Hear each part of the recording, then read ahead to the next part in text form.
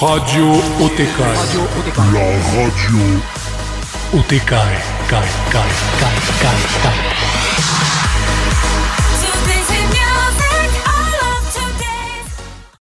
Eh bien bonjour à tous, bienvenue sur la radio OTK, la radio OTK. Nous sommes actuellement le samedi 6 juin 2026, il est 19h à l'heure où je tourne cette vidéo. J'espère que vous avez passé une très très bonne semaine. J'espère qu'elle va continuer encore un petit peu grâce à ce morceau que nous allons écouter ensemble de Martin Solveig, Sweat on the Floor.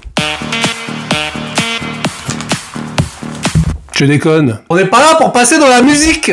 On est là pour parler lecture, watchlist, jeux vidéo, jeux de société, et puis un petit peu de mon actu. Par ailleurs, je vous remercie beaucoup pour l'accueil chaleureux que vous avez réservé à la radio OTK, effectivement. Très très bon démarrage pour la radio OTK et la semaine dernière pour le premier épisode. Et c'est là où je me dis, des fois je regarde des vidéos sur TikTok quand même, et je me dis, je suis quelques influenceurs qui influencent. Parce que oui, juste avant de commencer, parlons un petit peu de ça, de ces vidéos d'influenceurs parfois. On a l'impression que des fois, on tombe sur des influenceurs de merde qui te disent...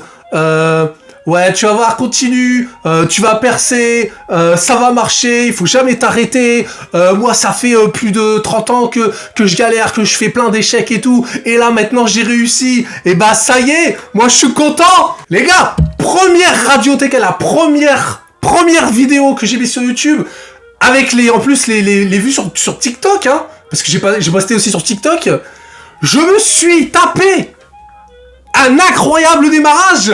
Comme quoi, il ne faut jamais lâcher. J'en suis la preuve vivante. Moi aussi, je rejoins ces influenceurs qui te disent continue, ça va marcher. Bah oui, ça marche. Tu postes. Moi, ça fait plus de 20 ans que je suis là. Ça fait plus de 20 ans que je poste, que je dessine, que je fais des BD. Et bah ça y est, on y est, ça marche. Plus de 200 vues. 4 likes, on est bon. Pardon, je m'excite un petit peu. Attends, 200 vues quoi. Bon, plus sérieusement, allez, sur ce démarrage trépidant, je t'invite tout de suite à suivre ce début d'émission avec mes lectures du mois de juin. Non, du mois de mai. Et bien, est-ce que c'est... En fait, on est au mois de juin, je peux pas déjà avoir lu ce que j'ai pas lu. La radio Tekai, la radio qui s'embrouille. One Piece, numéro 112. Il y a beaucoup trop de One Piece. Franchement, je sature. J'ai beaucoup de mal à continuer à les lire. Je pense que c'est une série qu'il faut regarder en animé. Sauf que bah moi j'étais un petit peu têtu, j'ai commencé avec les bouquins et j'ai envie de finir avec les bouquins. Parce que j'ai pas envie de me taper plus de 2000 épisodes à regarder. Donc je vais continuer tant bien que mal.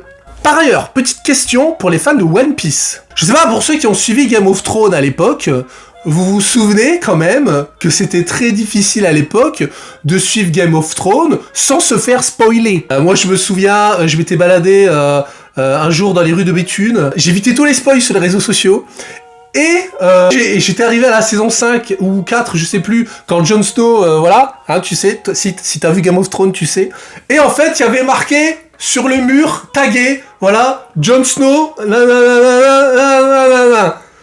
voilà, je le dis pas pour ceux qui n'ont pas encore vu Game of Thrones. Putain, j'ai vu ça. J'ai dit mais putain. Ah, j'étais dégoûté. Et du coup, je rebondis sur comment on va faire quand le dernier tome de One Piece va sortir au Japon, va sortir en scan, et que du coup, il y a des gens pas très gentils qui vont spoiler sur la toile. Voilà. Je pense pertinemment que quoi que tu fasses, tu vas être spoilé de la fin de One Piece. Comment vous vivez cet avant-spoil ? Est-ce que vous pensez vous retirer de la surface de la Terre ? Ou est-ce que tant pis, vous acceptez la situation et vous allez vous faire spoiler comme un gros bat ? Parce que moi ça...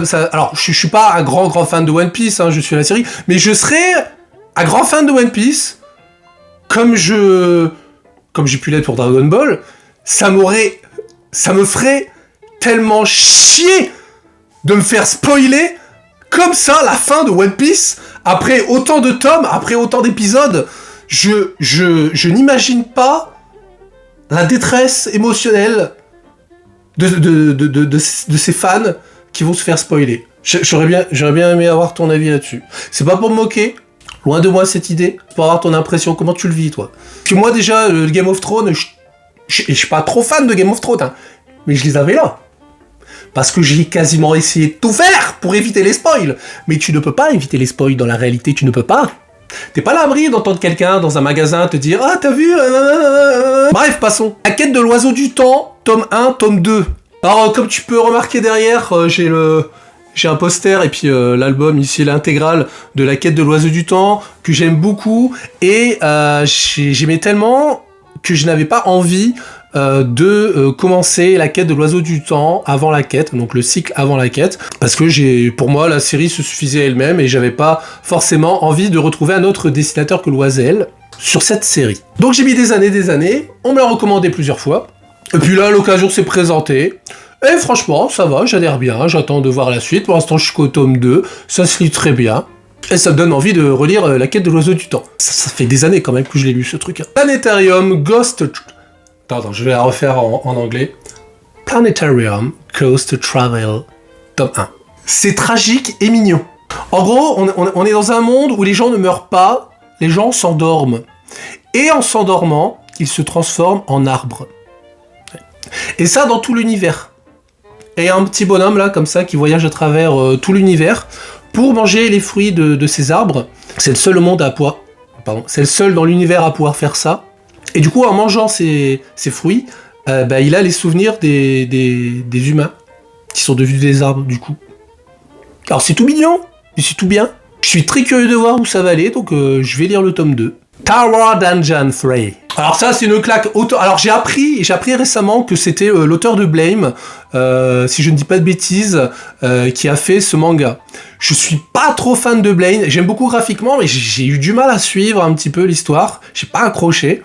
Mais alors, Tower Dungeon, ça me rappelle un petit peu les Last Man, dans le style, et j'adore. Les tomes sont beaucoup trop courts, je pense que tu seras d'accord avec moi si tu lis cette série, et je trépigne d'impatience de lire la suite. Monster Fighter 1. Ouais, bon délire, franchement c'est sympa à lire. Premier tome à lire quand même, mais est-ce que j'ai envie de lire encore tous les tomes qui suivent? À toi de me le dire si t'as lu la suite, est-ce que ça vaut vraiment le coup de continuer ou pas? 6-7. Frunk, tome 11. Il faut absolument que tu lises Frunk. C'est vachement bien, ça fait des années que je le recommande. C'est super intelligent, c'est super drôle. Ça raconte l'histoire d'un garçon qui est transporté et piégé à la préhistoire. Et c'est plutôt rigolo parce qu'au début, les hommes préhistoriques parlent qu'avec des consonnes. Du coup, il faut mettre des voyelles des fois dans les phylactères pour deviner ce qu'ils disent. D'où le titre Frunk. Et alors, c'est super bien foutu parce qu'il y a des bons temporels. Je peux pas trop t'en parler sans te spoiler, mais c'est super frais. Il faut absolument que tu lises Frunk. C'est incroyable. J'adore. Lis Frunk. La réalité est énorme. Comme ma palle. T'as cru que j'allais dire quoi? Alors c'est sur l'enfance de Brigitte Lecordier, la voix de Son Goku, hein. Ah mais je précise, il y en a qui ne le savent pas encore. T'as vu? Alors elle a une enfance tragique, voilà. On s'y attend, je m'attendais pas du tout à découvrir ceci. Par contre, là où ça fait un bon contrepoint, c'est que le graphisme est très mignon lui. Du coup ça casse un petit peu ça, et franchement c'est super frais, ça se lit super bien. C'est mignon et cruel. C'est une succession d'histoires courtes, et en lisant la fin... quelque chose me laisse à penser que il y aura un tome 2, forcément. Donne-nous un tome 2, s'il te plaît, Brigitte.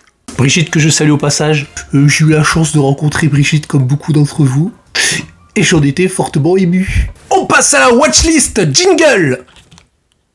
J'ai pas de jingle. Daredevil, Born Again. Cette fois-ci, j'ai pas dit Daredevil, j'ai dit Daredevil. Parce qu'en fait, il se balade dans la ville. Ouais. Enfin, c'est un mémo. Saison 2. Toujours aussi plaisante à regarder que la saison 1, mais je le redis, toujours moins bien que les précédentes saisons. Et alors quand on voit la fin de la saison 2, on s'attend forcément à une saison 3, ça peut pas finir comme ça quand même. Invincible saison 2. Waouh. Alors je peux pas en parler, parce que ici on est à la radio Tekai, on ne peut pas spoiler, on ne veut pas de spoil ici. Donc je peux pas en parler. Mais j'ai été choqué. Comme du Game of Thrones. Il y a des passages... Je me suis dit, mais waouh, excellent Invincible, hein, excellent. Et alors ce qui est bien, c'est qu'il prend le temps des fois de développer les personnages secondaires, c'est quand même assez important, et on s'ennuie pas, c'est vachement bien. Si t'as pas encore lu ou regardé Invincible, Qu'est-ce que t'attends? Doro et Doro. Ça, c'est des claques. J'avais adoré la saison 1, c'était un ovni. La saison 2 vaut tout autant le coup. C'est toujours aussi réussi. Par contre, je m'attendais à ce que ce soit la fin à la saison 2, parce qu'il y avait énormément de temps d'attente entre la saison 1 et la saison 2. D'ailleurs, je suis bien content de l'avoir regardé tardivement, pour pas avoir trop à attendre. Et alors là, j'ai appris qu'il allait y avoir une saison 3. Ça avait tellement dur d'attendre. Cet animé est vraiment incroyable. L'univers est tellement novateur, riche. Je sais pas, tout, qu'est-ce que t'en penses, toi? Si tu l'as déjà vu, confirme-moi ça en commentaire. Piège en eau trouble. Ouais, parce que des fois, j'aime bien regarder des vieux films, parce que les anciens acteurs me manquent. Je suis un vieux de la vieille, moi. Bruce Willis, Stallone, Schwarzenegger, Van Damme, voilà, toute la team. Bref. Piège en eau trouble, c'est un film que j'avais vu qu'une fois, que j'avais pas trop aimé d'ailleurs à l'époque. Je suis pas toujours aussi fan de ce film, mais Bruce Willis... Berlin, la dame à l'hermine. Et ben alors je m'attendais à ce que ce soit la fin de la saga Berlin. Et ben pas du tout. Il y a des fois les gens ils me disent pourquoi je gueule. Parce que j'ai envie. Bien moi j'ai bien aimé. J'en ai parlé un petit peu autour de moi. Je connais des personnes qui ont pas trop accroché. Mais moi franchement, j'ai adhéré. Du début à la fin. Ça m'a captivé. Et c'est juste que cette histoire de femme de Berlin, je pensais qu'on avait le compte avec celle qu'il y a dans la dame à l'hermine. Mais je pense que non. Et dans cette série, il y a les prémices de la Casa del Papel. Tout ça, c'est un délice. Rubrique jeux vidéo, jingle. Non, j'ai toujours pas de jingle. The Pedestrian. J'ai dit sans postillonner. Ça faisait un moment que ce petit jeu là me titillait dans la liste. Et bah, j'ai bien aimé. Très bon casse-tête qui va vraiment crescendo. Et le terme casse-tête porte très bien son nom. Il m'a cassé la tête. Il y a eu des moments. Je me suis dit waouh. Et alors c'est super beau, c'est super mignon. Non franchement c'est bien foutu. Je te le recommande vraiment. C'était même un petit peu les prises de tête. Alors des bonnes prises de tête parce que quand tu te disputes avec madame parce que there is no game. Ouais. Et en fait je profite de passer à la radio pour essayer de progresser en anglais. Est-ce que t'as l'impression que je progresse? Dream on. Alors There is no game, c'est pas un jeu. En fait si, c'est un jeu, mais en fait le jeu te fait croire que c'est pas un jeu et du coup qu'il faut que tu t'en ailles. Et il va tout faire pour que tu t'en ailles. Et moi je vais tout faire pour que je reste en fait. Voilà. Alors je le fais sur ma chaîne Twitch, je le fais en live. Ouais, parce que j'ai une chaîne Twitch, tu vois. Dizaines d'abonnés, ouais, je sais, ouais, t'es jaloux. Ah, ça, c'est que... Ah oh. Pourquoi je gueule comme ça? Et alors des fois c'est vachement bien parce que j'ai parfois une personne qui vient et qui m'aide. Du coup c'est rigolo, ça crée des interactions. Et puis du coup bah ça rend le stream moins triste.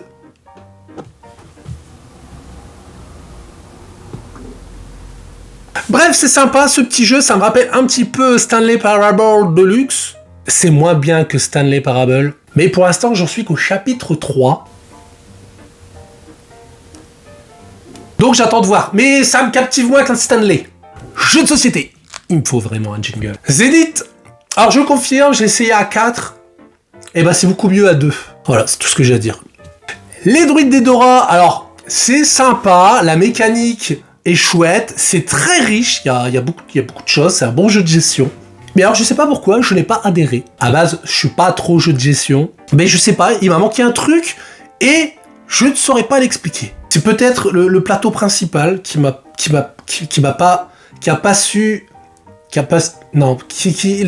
plateau il m'a pas séduit, je pense que c'est ça.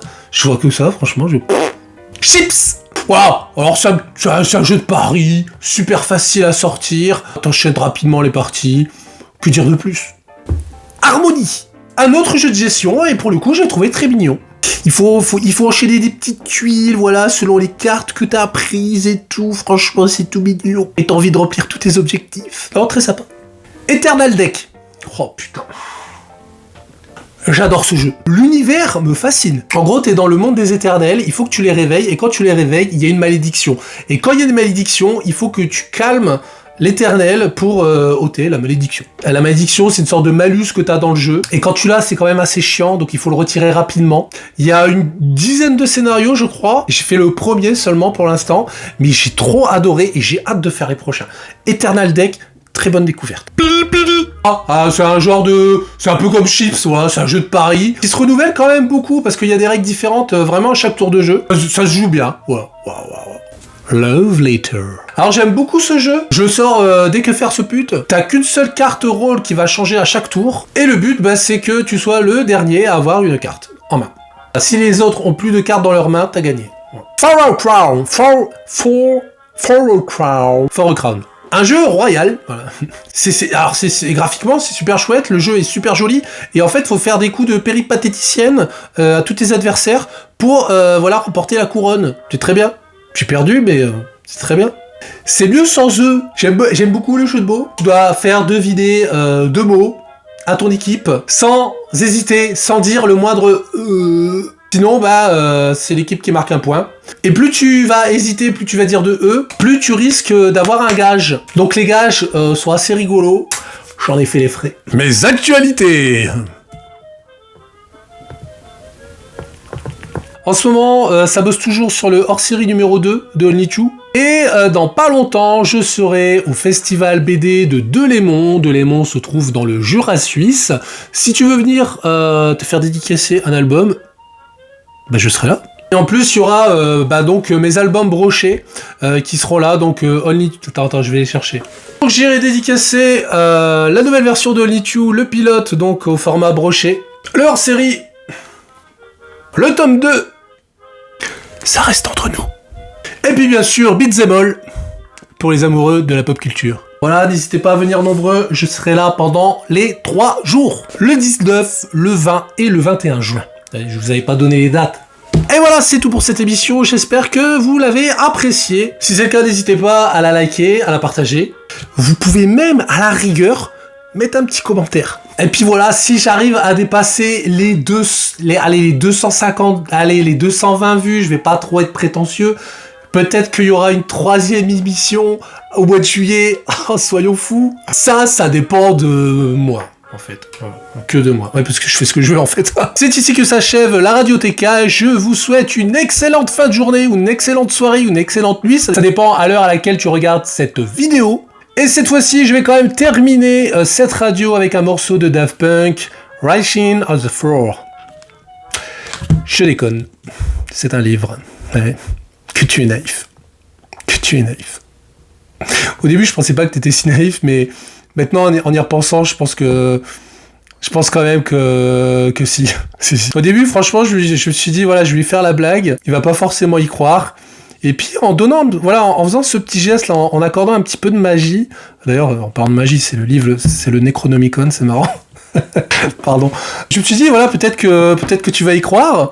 Et en fait non, avec le temps, je me suis dit non, tu vas pas forcément y croire parce que c'est un livre quand même. Et puis je vois que au fur et à mesure de l'émission, dans ton œil, il y a quelque chose qui me fait dire que tu y crois en fait. Et alors moi ça me fait plaisir parce que du coup ça veut dire que je joue bien la comédie et que j'arrive à bien t'inviter dans mon univers et que tu crois que tout ce que je vais faire, en fait, ça va se passer. Et moi, du coup, ça m'émeut un peu. Ça m'émeut un peu parce que je me dis, au final, ce que je fais, je le fais pas pour rien. Et ça me fait plaisir. Donc, merci à toi. Merci pour ta naïveté, pour ton suivi, merci pour tout. Le fait que tu sois encore là à regarder cette vidéo alors que tu pourrais très bien faire autre chose, comme jouer à Fortnite. Et c'est là où je me dis que j'ai gagné quand même un combat. Je fais pas ça pour rien. Merci à toi. À très bientôt.